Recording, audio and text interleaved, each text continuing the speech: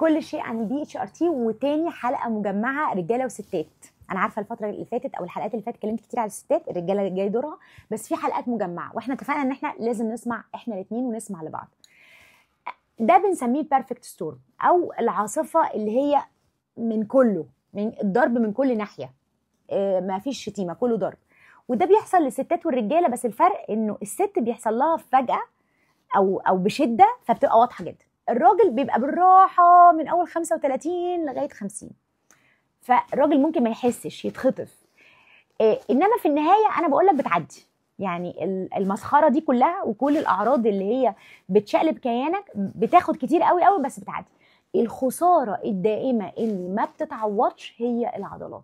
اسوأ حاجه تحصل لراجل او ست بيفقد توازن هرموناته وهرموناته بتقل، انه بتخسره كنزه، او الحاجه الثروه اللي محوشها للايام الجايه، او زي ما انا بسميه organ of longevity. يعني لو احنا اعتبرنا ان اللونجيفيتي دي اللي هي العمر بصحه، طولة العمر بصحه، لازم نسميها كده بالعربي، لها عضو، لها حته في جسمنا، فهو العضلات.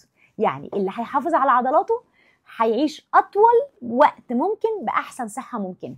اللي هيخسر عضلاته بدري بقى نظام غذائي غلط، بإبر تخسيس من غير ما يكون بيتابع مع دكتور ويحافظ على كتلته العضليه، بانه بسيدنتري لايف ما بيعرفش يعمل رياضه، او بانه ساب الهرمونات، قطر الهرمونات يدوس عليه رايح جاي، هو ده اللي هيكبر، هو ده اللي هيعجز وهيمشي محني كده.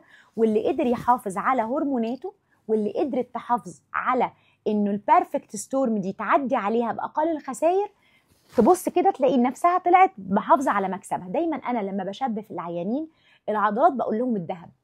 كلنا عارفين ان الذهب ده هو الخزينه اللي بنعينها للايام.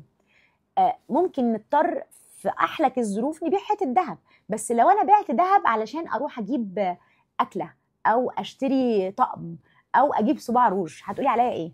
هتقولي عليا ست غبيه جدا، انك انت بتدفعي حاجه غاليه قوي قوي قوي المفروض تحافظي عليها، ما تطلعش غير شديده، ولا قدر الله لا قدر الله عمليه كبيره بقى واتحجزنا في المستشفى، فاقبل انك تخسري كتله عضليه. فلو هحذر من حاجه اللي هي هتدوم، الهبات الساخنه هتروح، والبرين فوج هيتحسن، والام العضلات هيتحسن، واضطراب الهضم والحاله النفسيه، كل ده هياخد وقته، يهرسك ويهرسك ويمشي.